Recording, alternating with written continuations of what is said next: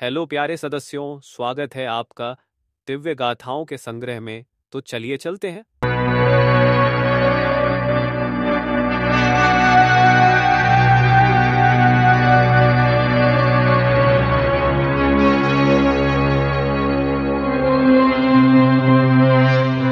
स्वामी, सत्य कहते हैं स्वामी, जहाँ इच्छा होती है वहाँ मार्ग भी मिल जाता है, जहाँ विश्वास होता है वहाँ प्रकाश मिल ही जाता है, और जहाँ प्रण होता है वहाँ सफलता भी मिल ही जाती है। स्वामी, सत्य तो यह भी है देवी कि इतनी निराशापूर्ण स्थितियों में केवल एक नारी ही मुस्कुरा सकती है। स्वामी, हमारे शिष्यों ने निराशा के अंधकार में आशा के दीप जला दिए हैं। आप बाहर चलकर तो देखिए। बाहर? बाहर क्या है? स्वामी, बाहर जो है उस पर केवल सुनकर ही नहीं, देखकर ही विश्वास किया जा सकता है। आप आइए ना, आइए स्वामी, आइए आइए स्वामी।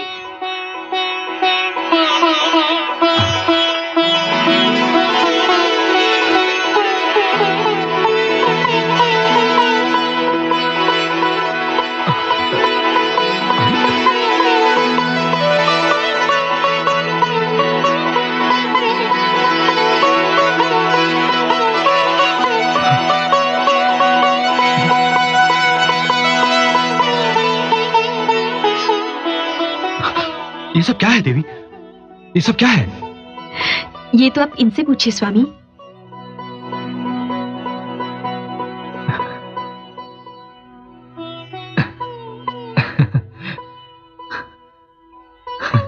धन्य हो शिष्यों, धन्य हो। परंतु शिष्यों, ये सब इतना शीघ्र तुम लोगों ने किया कैसे, ये तो बताओ। यह सब आपके यश का फल है गुरुदेव। नगर में आपका इतना मान और आदर है कि जिसने सुना कि हम आपके शिष्य हैं और आश्रम के लिए भिक्षा मांगने निकले हैं, वह स्वयं ही दौड़ता हुआ हमारे पास चला आया। धन्य हो पुत्र, धन्य हो। हमने एक दो द्वारों का ही भ्रमण किया था कि समस्त नगरी में यह समाचार जंगल की आग की भांति फैल गया कि ऋषि जमदग्नि का आश्रम संकट में है। आयुष्मान भव पुत्र। और फिर नगर के कई श्रेष्ठ नागरिक आए और उन्होंने कहा कि उनके रहते हुए आश्रम और शिक्षार्थियों को कोई कष्ट हो तो ये उनके लिए लज्जा से डूब मरने की बात है। उन्होंने कहा कि आज से आश्रम की समस्त आवश्यकताओं की पूर्ति उनका दायित्व होगा। अब हमें अपनी शिक्षा दीक्षा के लिए न तो राजकोष की आवश्यकता होगी, न द्वार द्वार भिक्षा मांगने की। यदि कोई किसी पर एक द्वार बंद करता है स्वामी, तो ईश्वर उस पर 100 द्वार खोल देते हैं। सत्य है देवी, सत्य है। शिष्यों, ये सब तुम्हारे दृढ़ संकल्प का फल है। मैं तुम सबका आभारी हूं। स्वामी, आभारी तो आपको महाराज सहर्ष अर्जुन का होना चाहिए। यदि वे धनराशि बंद करने की घोषणा ना करते तो शिष्यों में कर्तव्य भावना ना जागती। उनका दंड हमारे लिए आशीर्वाद बन गया है। क्या आप अपना आभार प्रकट करने महाराज के पास नहीं जाएंगे? यदि आप व्यंग कर रही हैं देवी, तो भी सत्य कह रही हैं। मैं महाराज सहस्त्र अर्जुन के पास जाऊंगा अवश्य, परंतु उन्हें उलाहना देने नहीं, उन्हें एक बार फिर उनके राजधर्म का ध्यान कराने। मैं उनसे कहूंगा कि वो निस्संदेह मेरे आश्रम को आर्थिक सहायता ना दें, परंतु विद्यार्थियों, आश्रम और गुरुओं से वैर ना करें। इसी में उनका कल्याण है और इसी में राष्ट्र का कल्याण भी है। स्वामी, यदि आप जाना चाहते हैं तो मैं आपको रोकूंगी नहीं, किंतु स्वामी, जो व्यक्ति सो रहा है उसे झंझोड़ के जगाना संभव है, किंतु जो व्यक्ति सोने का अभिनय कर रहा है उसे जगाना असंभव है। स्वामी। अर्थात देवी? स्वामी, मुझे पूर्ण विश्वास है कि महाराज जो कुछ भी कर रहे हैं वो एक योजनाबद्ध अभियान के अंतर्गत है। वे आपकी बात नहीं सुनेंगे। देवी, मात्र कर्म ही मनुष्य का धर्म है। फल की इच्छा नहीं करनी चाहिए, हमें तो केवल अपना कर्म करना चाहिए। मैं एक बार प्रयत्न अवश्य करूंगा।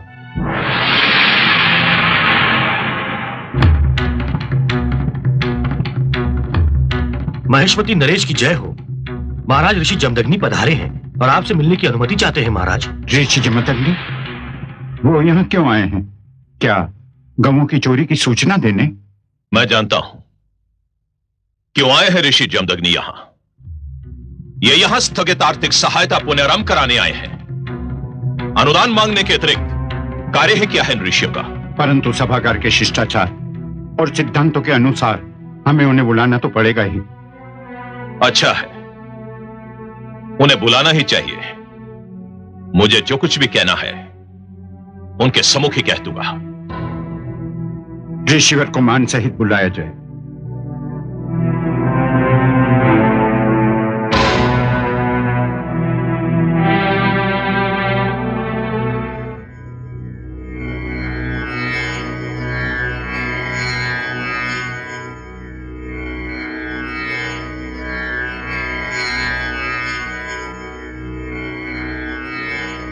प्रणाम महाराज।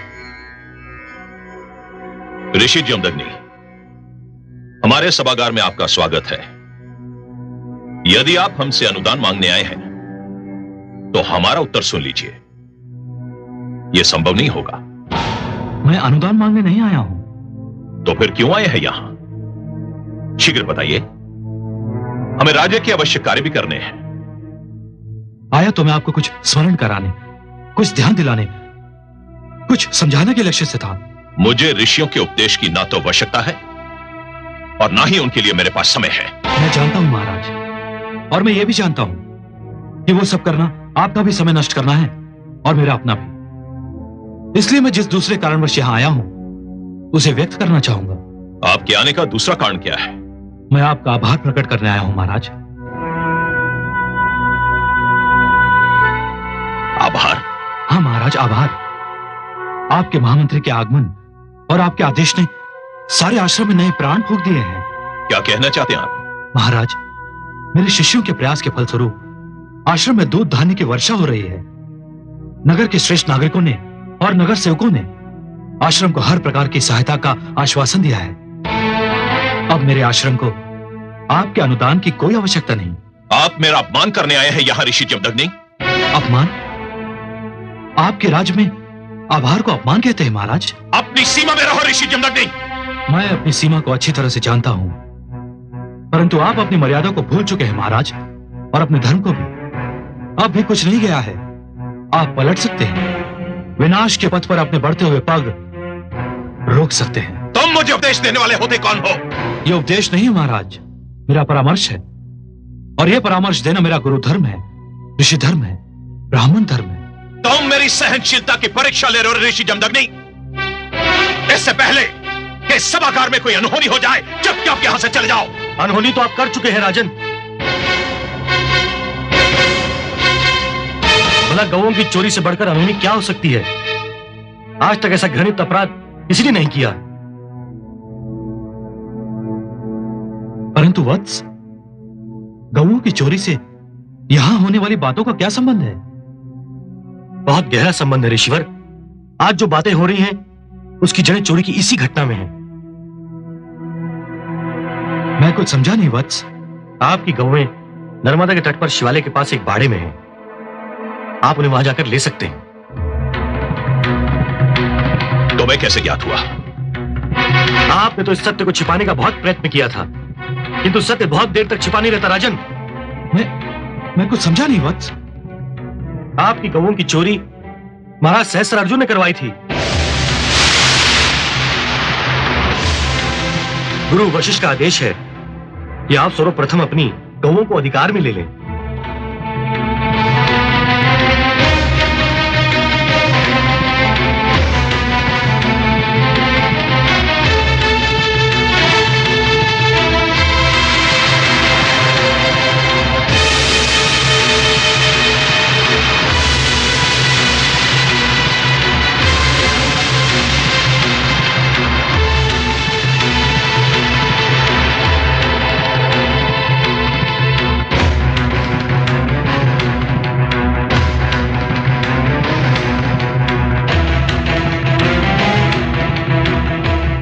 मेरे ही सभागार में मुझे अपमानित करने का साहस कैसे किया? मैंने तुम्हारे सभागार में केवल सत्य बोलने का साहस किया। यदि इस सत्य में तुम्हारा अपमान निहित था तो मेरा क्या दोष है? तुम्हें इसका दंड मिलेगा। सत्य बोलने वाले दंड से भयभीत नहीं होते राजन।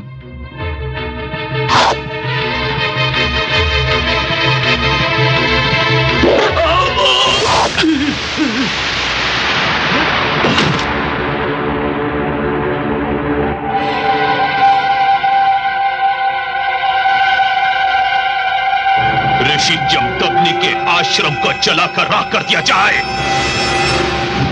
इस धरती पर उसके आश्रम का चिन्ह भी शेष न रहे।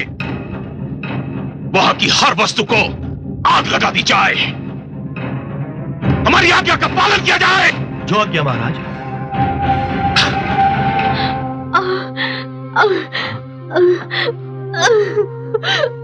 देवी, बहुत पीड़ा हो रही है। हाँ स्वामी, पीड़ा बढ़ती चली जा रही है। प्रसव पीड़ा लगती है। धैर्य रखो देवी।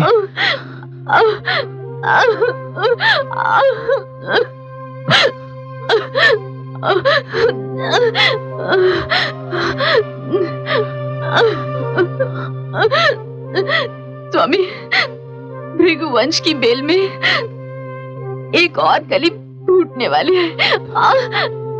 स्वामी, धैर्य रखो देवी, धैर्य रखो, बस धाय आती होगी।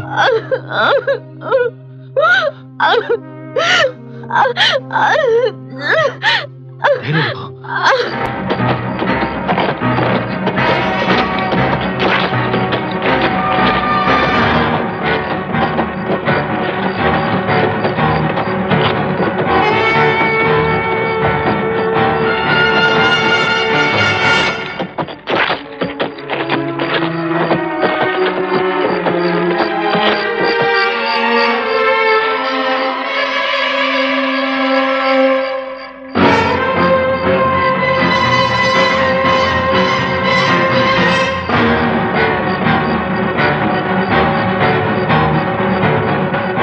इस समय सब लोग सो रहे होंगे।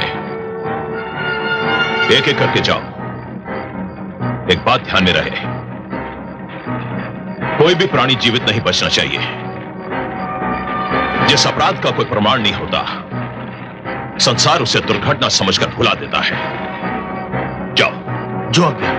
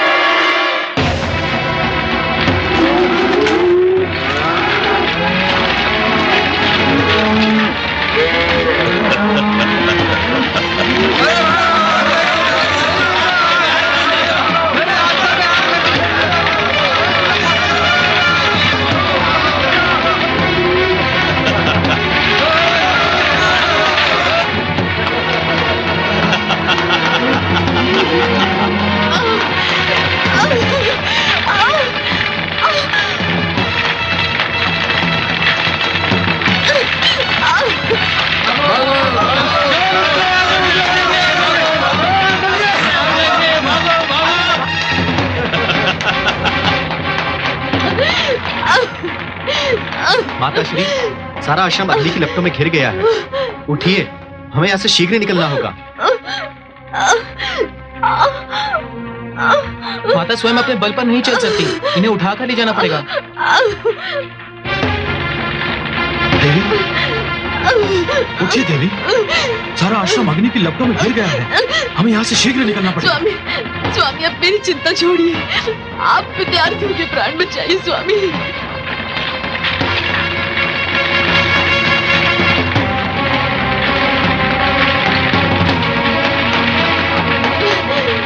आचार्य, आश्रम में लगी अग्नि देखकर धाई यहाँ आते आते लौट गई। ये तो बहुत बुरा हुआ। जाओ शिष्य, तुम उन्हें यहाँ पुनः लाने का प्रयत्न करो, तब तक मैं यहाँ से दूर ले जाने की चेष्टा करता हूँ। जाओ, उठिए देवी, उठिए। स्वामी, स्वामी मेरी बात मानिए, इन विद्यार्थियों के प्राण बहुत मूल्यवान हैं। हट मत करो देवी, हट मत करो। स्वामी, स्वामी इन्हें आने वाले कल का भार उठाना है। स्वामी आप जाइए, आप जाइए स्वामी। कैसे जाऊँ देवी, कैसे जाऊँ? मैं तुम्हें इस स्थिति में छोड़कर कैसे जाऊँ? यदि मरना ही है तो एक साथ मरेंगे। उठिए देवी, उठिए।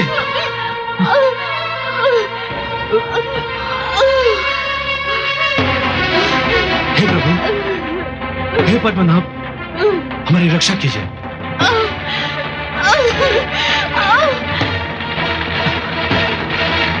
शीघ्र चलो शिष्यों, शीघ्र चलो।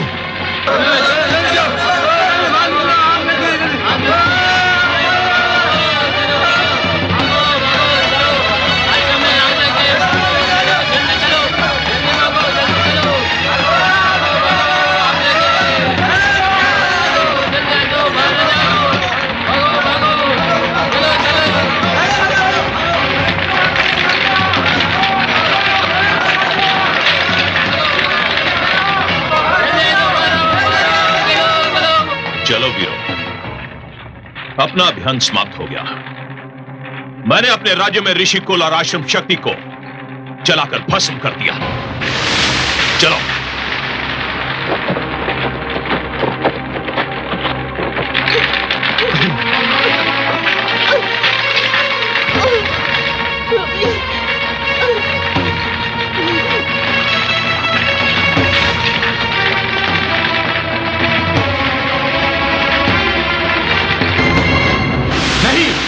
ये नहीं हो सकता, मैं ये नहीं होने दूंगा। क्या नहीं हो सकता कमल नयन? क्या असंभव है? किस बात ने आपको इतना दुखी कर दिया है? इतना विचलित तो मैंने आपको पहले कभी नहीं देखा। क्या हुआ कमल नयन, क्या हुआ? महादेवी, धरती पर न्याय झुलस रहा है, अन्याय ठाके मारकर हंस रहा है। शक्ति के अहंकार में चूर सत्ताधारी निर्दोष विद्वानों के रक्त के प्यासे हो गए हैं। शास्त्र विद्या संकट में है, देवी सरस्वती का हनन हो रहा है। मैं ये सब कैसे सहन कर सकता हूँ महादेवी, मैं ये सब कैसे सहन कर सकता हूँ? मानव पर यह अत्याचार कोई दैत्य, कोई दानव नहीं कर रहा है, कोई असुर भी नहीं कर रहा है, स्वयं मानव कर रहा है। यही तो दुख की बात है महादेवी, यही तो दुख की बात है, और यही विडंबना मुझे विचलित भी कर रही है। हे महादेवी, मानवता के इतिहास का सबसे दुर्भाग्यपूर्ण दिन, सबसे अंधकार से भरा हुआ मोड़ वो होता है जब एक मानव समूह दूसरे मानव समूह के विरुद्ध शस्त्र उठा लेता है। और दुर्भाग्य से वो दिन, वो अंधकार भरा मोड़ आ चुका है महादेवी। मुझे जाना होगा, मुझे जाना होगा महादेवी। परंतु इस बार मैं आपको वियोग का दुख नहीं दूंगा महादेवी। अपने इस अवतार में मैं धरती पर भी रहूंगा और आपके पास भी, क्योंकि मेरा यह अवतार केवल एक अंश अवतार होगा। कमल नयन, मानव उद्धार के लिए यदि आप मुझे वियोग का दुख भी देते तो भी मैं सहन कर लेती। संसार के लिए ये बलिदान देने के लिए मैं तैयार हूं। हे विष्णुप्रिया, आपकी उदार भावनाओं के लिए आपको कोटि कोटि प्रणाम। मुझे जाने की अनुमति दीजिए। परंतु हे कमल नयन, आपने मुझे ये नहीं बताया कि आप अपना अगला पग कहां धरेंगे। महादेवी, मैं धरती और मानव से वचनबद्ध हूं। मैं उस जलते हुए वन में जा रहा हूं महादेवी, जहां ऋषि जमदग्नि की पत्नी देवी रेणुका प्रसव पीड़ा भोग रही है। मैं उनके गर्भ से परशुराम बनकर जन्म लूंगा। मैं एक आचार्य के घर जा रहा हूं महादेवी, एक गुरु के घर जा रहा हूं, परंतु शास्त्रों की रक्षा करने के लिए शस्त्र भी उठाऊंगा। इस अवतार में मैं परशु उठाऊंगा महादेवी, और परशुराम कहलाऊंगा।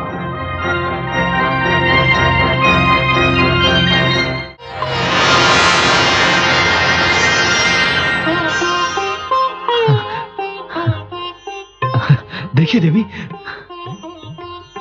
हाँ,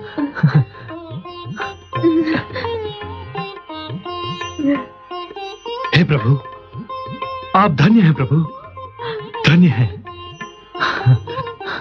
चलो देवी, अपनी कुटिया में चलते हैं। आइए, संभल कर।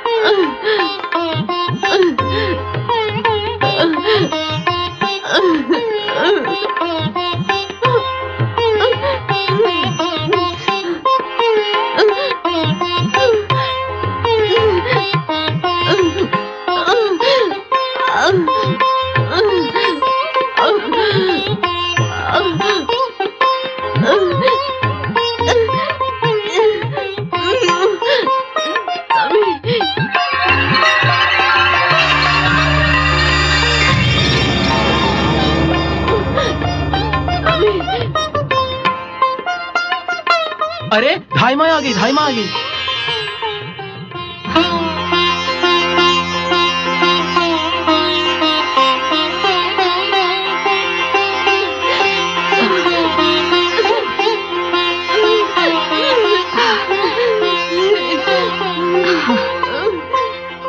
देवी, आप तो वो धाई नहीं है जो आने वाली थी। मैं उसी की छोटी बहन हूँ। वो तो यहाँ से भयभीत होकर भाग गई, किंतु मैंने सोचा कि इस स्थिति में प्रसव पीड़ा भोगती नारी को यूं ही छोड़ देना उचित नहीं होगा, इसलिए मैं उसके स्थान पर आ गई हूँ। आप तनिक बाहर जाइए, मैं हूँ इनके साथ। जी देवी, धैर्य रखो, सब ठीक हो जाएगा। चलो शिष्यों।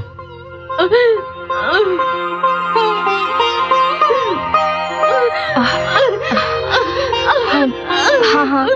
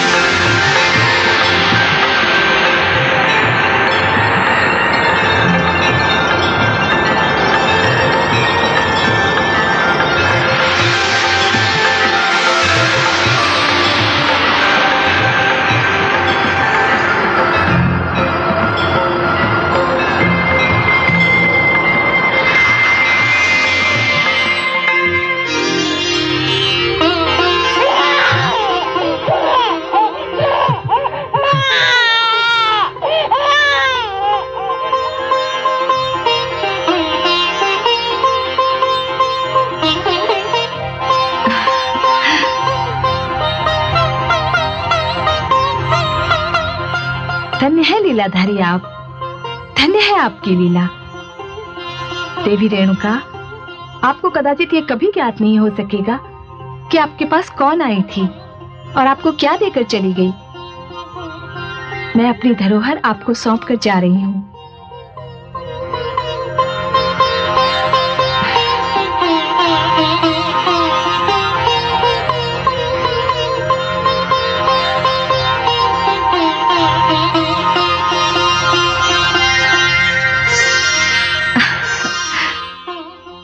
बधाई हो ऋषि जमदग्नि, आप और देवी रेणुका अत्यंत भाग्यशाली हैं। आपके वंश में स्वयं नारायण ने जन्म लिया है। धन्यवाद देवी।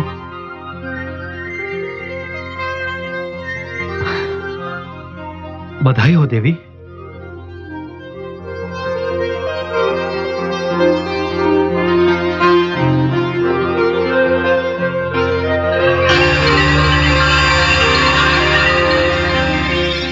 आपने हमारे वंश को एक अनमोल रत्न दिया है। स्वामी, आपको भी बहुत बहुत बधाई। आपने इस बालक के रूप में मुझे एक और आश्रय दिया है। देवी, पता है दाई क्या कह रही थी? क्या? कह रही थी कि ये साक्षात नारायण का अवतार है। और सत्य पूछिए तो जिस परिस्थिति में इस बालक ने जन्म लिया है, मुझे भी पूर्ण विश्वास हो गया है कि ये कोई साधारण बालक नहीं है।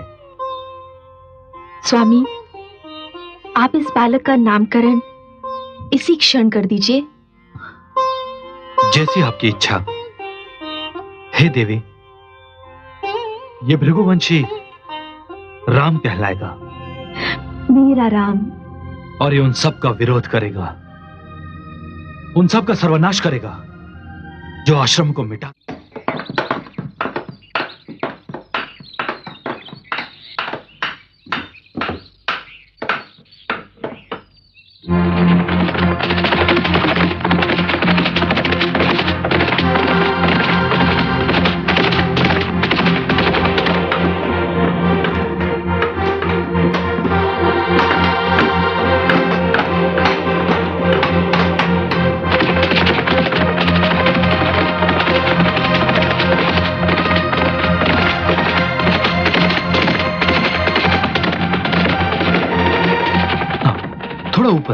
ऊपर शिष्य। हाँ गुरुदेव, सहस्रार्जुन फिर अपनी सेना लेकर आ रहा है।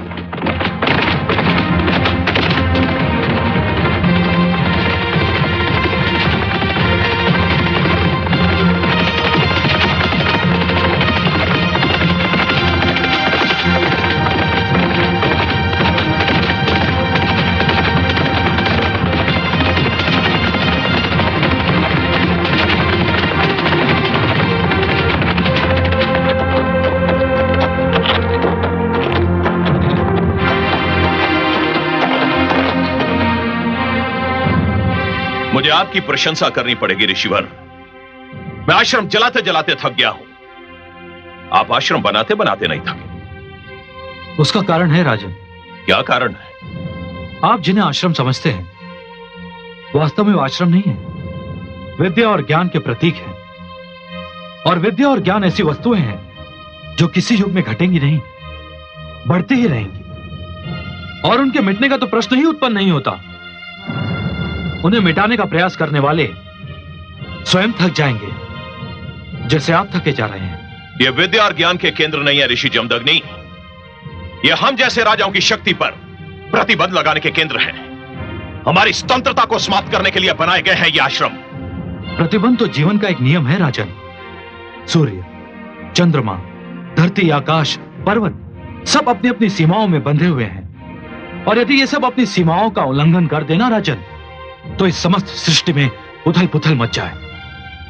हम ऋषिगण आप राजाओं पर अपनी ओर से कोई प्रतिबंध नहीं लगाते। हम तो केवल उनका ज्ञान देते हुए उन नियमों का ध्यान दिलाते हैं जिन्हें युगों से माना जाता है। वे नियम जो ईश्वर ने बनाए हैं और जिन्हें मानव ने स्वेच्छा से स्वीकार किया है।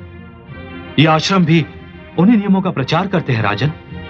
मुझे अपनी वाणी से मंत्र मुक्त मत कीजिएगा ऋषि जमदग्नि। हम राजा बड़े सोच विचार के बाद इस निष्कर्ष पर पहुंचे हैं कि जो भी हमारी शक्ति को ललकारेगा, जो भी हमारी स्वतंत्रता को आघात पहुंचाएगा, हम उसका विध्वंस कर देंगे। इन आश्रमों का विध्वंस करने के लिए हमने सौगंध खाई है। और हमने भी यह सौगंध उठाई है राजन कि हम अपने अंतिम सांस तक ज्ञान का उजाला फैलाने का प्रयास करेंगे, क्योंकि यही हमारा धर्म है और यही हमारा कर्म है। मैं चाहता तो आपका वध कर सकता था ऋषि जमदग्नि, परंतु मैं आपको नहीं, आपकी शक्ति को समाप्त करना चाहता हूं। यह मत भूलो राजन, यह शस्त्र विद्या भी हम ही ने आप लोगों को सिखाई है। जो सिखा सकता है वो उसका प्रयोग भी कर सकता है, परंतु हम ऐसा करेंगे नहीं, क्योंकि हमारा लक्ष्य मारना नहीं है राजन, ज्ञान देना है। अब आप जा सकते हैं। चलो।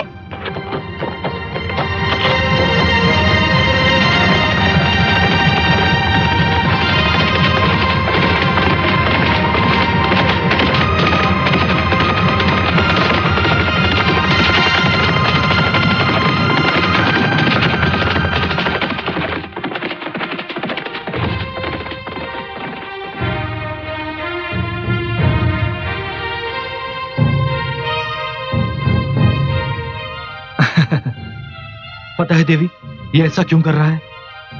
बार बार महाराज सहस्त्र अर्जुन का प्रहार हमारे आश्रम पर इससे सहन नहीं हो रहा है ना पुत्र? हाँ स्वामी, जब आप महाराज सहस्त्र अर्जुन के साथ बातें कर रहे थे, उस वक्त इस बालक के मुख पे जो क्रोध था वो देखने योग्य था। इसे फेंक दो, फेंक दो। आओ पुत्र, इतने क्रोधित मत हो। क्रोध को अपने मन में समेट कर रखो। कभी कभी जीवन हमसे परीक्षा लेता है और उसी समय हमें धैर्य की आवश्यकता होती है। हमने इन राजाओं को शस्त्र चलाना सिखाया पुत्र, परंतु स्वयं शस्त्र हाथों में लेना हमें शोभा नहीं देता, क्योंकि हमारा कर्म शस्त्र और ज्ञान का प्रचार करना है।